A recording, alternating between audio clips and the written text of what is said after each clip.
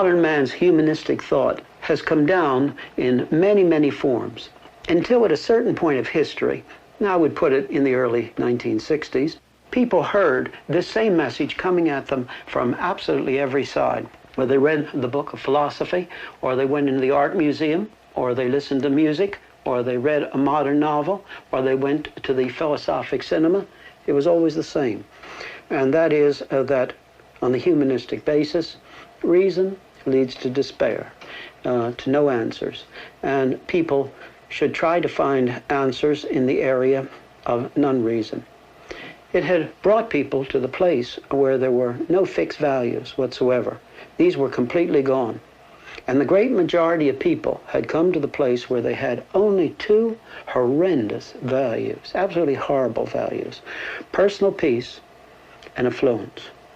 Now, because I'm going to use these terms over and over again in this episode, let me define them carefully, and I'd urge you, please listen with care. As I use the term personal peace, I mean I want to be left alone. And I don't care what happens to the man across the street or across the world. I want my own lifestyle to be undisturbed, regardless of what it will mean even to my own children and grandchildren.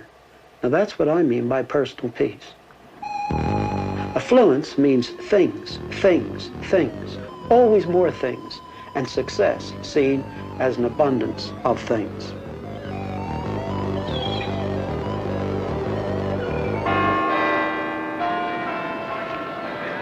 In the early 60s, a whole generation had been injected by the teaching that reason leads only to pessimism in the area of a meaning of life and of any values.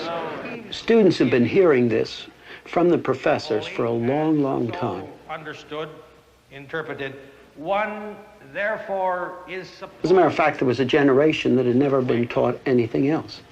But there was an inconsistency here, because most of these professors who taught that life had no meaning and there were no fixed values, they didn't live that way.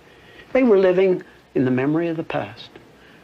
But we should not have been surprised that at a certain point of time, one generation would act, really act, upon what they had been taught. These students looked around them, and they saw these two horrible values of personal peace and affluency being on every side, and they revolted.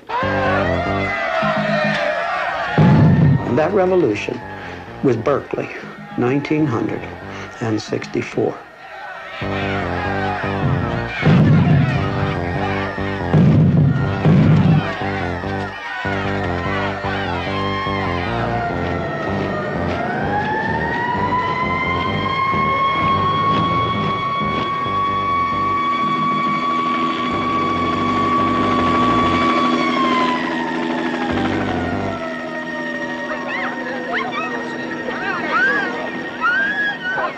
Looking back into that which is now past history, we don't understand where we are today unless we take a moment to understand the flow through Berkeley of 1964. They really wanted to escape the two values of personal peace and affluency. And they did it in two different ways. First of all came the drug scene, the hippie scene. And we've already seen in a previous episode that Aldous Huxley said that as reason does not, humanistic reason, doesn't give a meaning to life, and we can't find objective truth, give drugs to well people in order that they might try to find truth inside of their own head. The hippie world followed this, and they followed it very explicitly. It was an ideology to them. Let's not make any mistake. Back in those days, it was really an ideology. They really believed in it. They really believed that if you could just take and put drugs into the drinking water, LSD, into the drinking water of the reservoirs of the cities of the world, and you had enough people turned on, that civilization's problems would be solved. They believed it with all their heart. Getting high with the help of your friends. It's a very powerful message. About the same time at Berkeley, there arose a second element in this attempt to escape these two terrible values of personal peace and affluency. This was the free speech movement. At first, the free speech movement on Sproul Plaza was neither left nor right. It was simply a desire, a demand that they have a right to have freedom, to have political rallies on Sproul Plaza. And by God, people, we have to push Reagan right back to the wall, and if we have to, we got to push him right through the wall. And we got to tell him, no, baby, this is our university. But quickly it slipped into the New Left, following Marcuse. Marcuse was a German philosopher, a Marxist, and at that time he was teaching at San Diego. This spread over the whole world. We can think, for example, of the Paris riots in 1968. Here they are seeking freedom from these two values. They had the right analysis. Let me say that as somebody who was older. They had the right analysis. This was where our society was, with just two terrible values of personal peace and affluency. But the tragedy was they tried the wrong solutions. The drug culture came to its height at Woodstock at the festival there in 1969. But in Altima, in 1969, there was another festival, and the Hells Angels, who were hired to police the ground, killed at least one man. And the Rolling Stone, the magazine, came out and quoted someone after that as saying, "We've lost our age of innocency."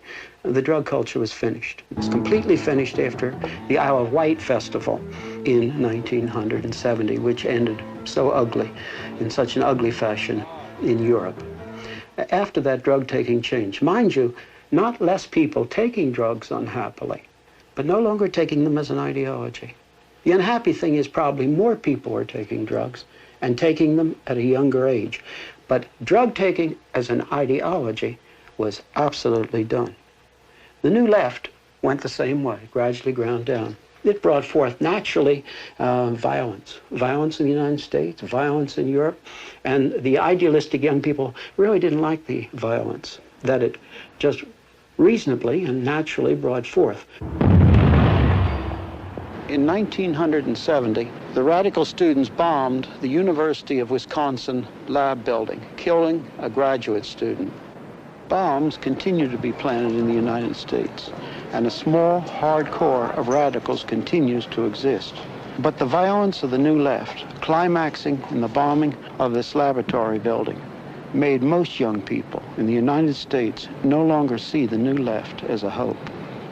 So here the students were, and they had tried to escape these two awful values of personal peace and affluency, and now their two hopes, the New Left and the drug thing, was gone. What were they left with? And they were left with apathy. Apathy. Many, many people were so glad when the universities quieted down at that time. And in one way, it's good. It did quiet down. But I could have wept, and I did weep as I met these young people after this. All they had left was apathy. And they had tried to escape their parents' poor values, or society's poor values, and they'd gone around in a circle and come back and ended 1 inch lower. And now apathy ruled with them, and what was left? The two values of personal peace and affluency now ruled supreme. Now, turning away from the United States, a dominant, strong minority in Europe, and a majority of students, for example, let's say in South America and other parts of the world, they turned to a new leap into the area of non-reason. And that is, they committed themselves to the Marxist, Leninist, or the Maoist line. Why is this a new kind of leap into the area of non-reason, as utopian in a bad sense as the old drug leap? Well, I'll tell you why. It's simply because everywhere where Marxian Leninism has come to power, it has always meant oppression. Always. And these young people just close their eyes to that. They close their eyes to the fact that oppression is a part of the communistic system. Бережность, и я бы сказал, та нежность. No one has pointed this out more to us than Solzhenitsyn in his emphasis, as he's brought it into the Western world in his writings and lecturings. And he has said that 15 million inmates of the prison camps existed at one time in Soviet Russia. He has said that from the communist revolution in Russia until only 1959, 66 million people died for political reason. So everywhere one looks in the communist world, it always brings forth internal oppression. But we must never forget it also brings forth external oppression. We could think of various things, but the thing which quickly comes to our mind is Hungary and Czechoslovakia. I was living in Switzerland on November 4, 1956, when the Russian tanks moved into Hungary. And at that particular time, I had a radio with a shortwave band. All day long, I listened to the Hungarian students speaking in English, sometimes broken English, sometimes good English, hoping the external world would listen. I was marked by that day. I'll never forget it. Never. Those voices pleading for help. The newspapers, right after that, carried a picture of a beautiful, open-faced, lovely girl called Elon Troth. The picture was a picture of Elon Troth on trial for her life because of her part in trying to stand against the external oppression that Marxist-Leninism naturally brings with it. She was hanged on July 1957. Marxist-Leninism is a leap. It's a leap for another reason, or even a more basic one than the one I've given. Its foundation, its philosophy, is materialism. Now, all through this series, we've shown that humanism, man beginning from himself, cannot generate any real values or meaning or any real dignity to man. And here is a system that is built completely and consciously and totally on materialism. There is no place for the dignity of man in the materialistic system. So-called communism with a human face that some of the thinkers in communist-controlled countries have pled for, and some outside of communist-controlled countries have also pled for. It isn't possible. It just isn't possible on the basis of materialism. And yet, strangely enough, the young people and older ones in non-communist countries are caught by the idealistic Marxist-Leninism. And it was my conviction after examining the different trends in parties and so forth that the Communist Party most held to those ideals. And the reason is that there's so much talk of dignity. Dignity of man, be treated better. In order to solve those problems and in order to give life a meaningful and purposeful life to young people. Where does this come from on a materialistic base? It doesn't. Do you want to know what it is? I'll tell you. And there's only one way to understand idealistic utopian Marxism, and that is that it's a Christian heresy. And in struggling against and condemning that which is wrong in the world, and Lord knows there's enough of what's wrong in the world. Idealistic utopian communism simply reaches over, takes these words, which could never be produced out of materialistic philosophy, brings them back, uses them, separated from the natural results of their own position, and in doing so, catches these who are caught by idealistic Marxist-Leninism. But when Marxist-Leninism comes to power, it's a different story. It's always oppression, and the will of the majority suddenly has no meaning. Not only does the dignity of the individual cease to exist, but the will of the majority has no meaning either. Now we must understand there are two streams of Leninism, Marxism. They must be kept separate, and we must see these two streams clearly. The first is the idealistic utopian stream. These usually young people, though sometimes older, who have leapt into the area of non-reason to accept Marxism-Leninism. That's one stream. The second stream is the hardcore Orthodox Communist Party members in various countries outside of the communist bloc. Now, we find that the danger is that people who have only the two values of personal peace and affluency, if they seem to be promised peace and affluency by communism, nobody knows what great majorities of these people will do. Nobody knows. More than that, we must see there's a danger in that these two streams of the idealistic Marxism-Leninism and the hardcore Marxism-Leninism Orthodox Party could flow together in a country at a given moment of history and create a situation that would be forever irreversible. And that is a very real danger. Подобного рода опасность стоит и перед Соединенными Штатами в целом. This type of danger is before the United States just as well.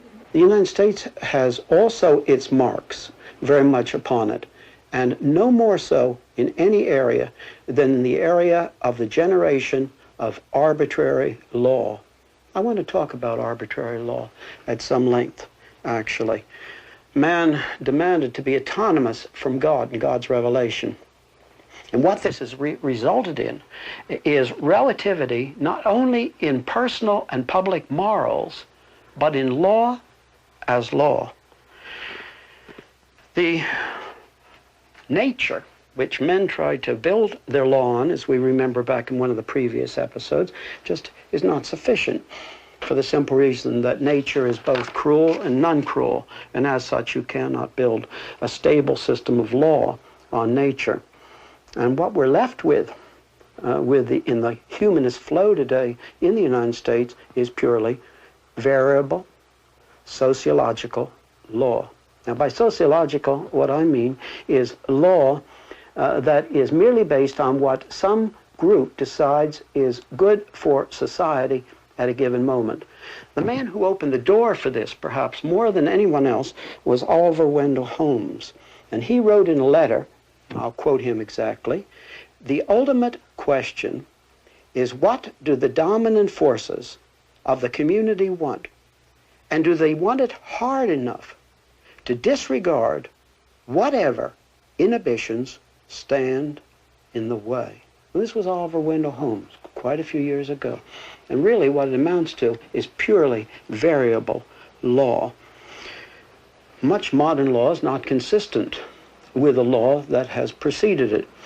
And as a matter of fact, we must say that the Constitution of the United States today can be made to say almost anything on the basis of sociological variable law.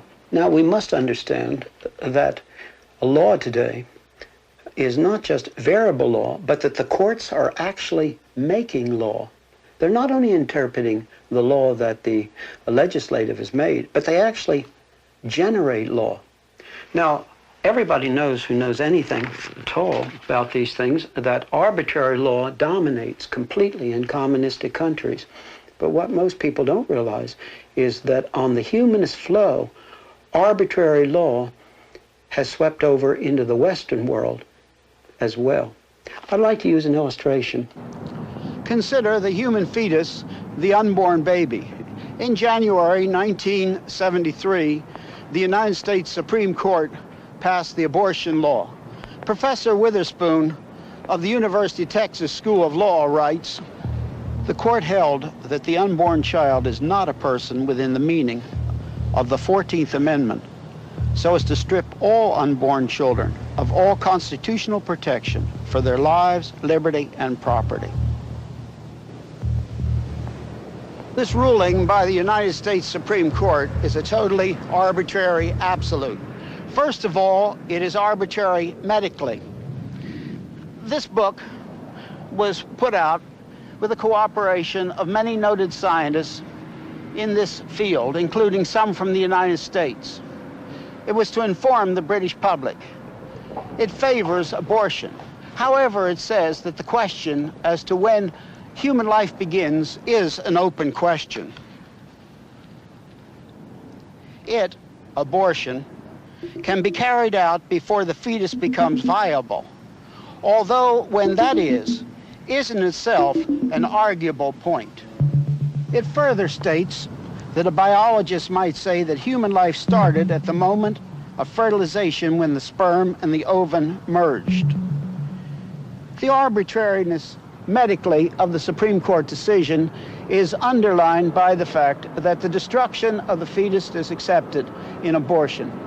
And yet questions are raised as to whether it is right to fertilize an ovum outside of the womb, that is in the laboratory, because then it would only live for a few days. This points up the problem that if such a fertilized ovum were successfully implanted in the womb, that it would have the full genetic potential for becoming a human being. What does this make the 5.5-month-old aborted baby to be? Because it too has the full genetic potential for becoming a human being. Justice White of the Supreme Court, in his dissent concerning the abortion law, said that it is an exercise of raw judicial power, an improvident and extravagant exercise of the power of judicial review. Upon this arbitrary ruling, medically and legally, the abortion laws of almost every state in the Union were set aside. Most people accepted this law, even though it was arbitrary medically and legally, because it was considered sociologically helpful. Why would they not accept laws curtailing human freedom if these were considered sociologically helpful? What we're left with is sociological law, and that is all. And nobody knows where it will end. By this Supreme Court ruling, the unborn child is considered not to be a person. In our own day, there's been a great outcry, and quite properly, that in the past, the black slave was viewed as a non-person. But now, by this arbitrary absolute brought in the humanist flow, millions of unborn children of every color of skin are declared by law to be non-persons.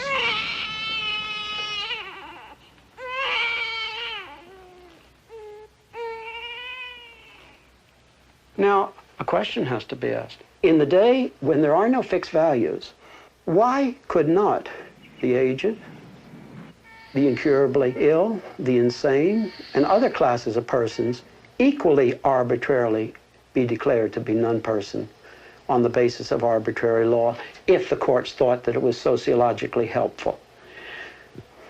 In a day like our own, what's unthinkable today might not prove, and probably will not prove, unthinkable in a very, very few years. Now, let's move on a bit. As the Christian consensus dies as the basis of our culture, society does not really have many bases upon which it has the possibility of building. One is that everybody would simply do their own thing. And this has the technical name of hedonism. It means everybody would do what they want to do. But the simple fact is that it is not possible to build a society on everybody doing what they want to do. One could think of a single man living on a desert island. He can do anything he wants to do within the form of the universe. But when two men are on that desert island and they have to have interrelationship, it is no longer possible for every man to do what he wants to do. I often think of the illustration of two men trying to do their own thing, regardless of what anybody else thinks, meeting on a narrow bridge. And as they meet on the narrow bridge, something has to happen. They both can't do their own thing. Everybody understands you can't build a society on people doing what they want to do, on hedonism. All right, then, hedonism is a theoretical basis for society after the Christian consensus is gone. But if it's not possible, what other possibilities are there? Well, there's the possibility of the total dominance of the 51% vote. Now remember, it was Christianity, the Reformation Christianity in the north of Europe, that brought forth the forms and the freedoms which we have, the 51% vote. But I'm talking about 51% vote after there is no absolute by which to judge the 51% vote. There was a time in the days when the Christian culture was more dominant, when the lone individual could stand up with the Bible in his hand and say, "You're wrong," even though the majority has voted the other way. But as the Christian consensus is gone, then there is no absolute by which to judge the 51%. And then this is a very, very different situation.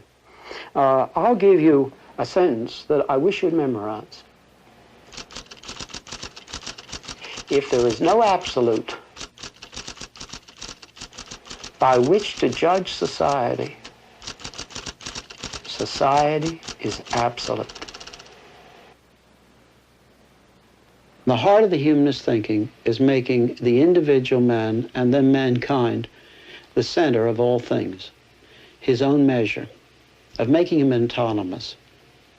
If we're going to live and escape death, not only death individually in the sense of the judgment of God, but death in our culture, in our political life, in our present life, we must turn from that humanist way of making man autonomous, and we must put the Creator at the center of all things. The greatest of all wickedness is putting any created thing in the place of the Creator. And when we turn from this, our feet are turned from the paths of death to the paths of life.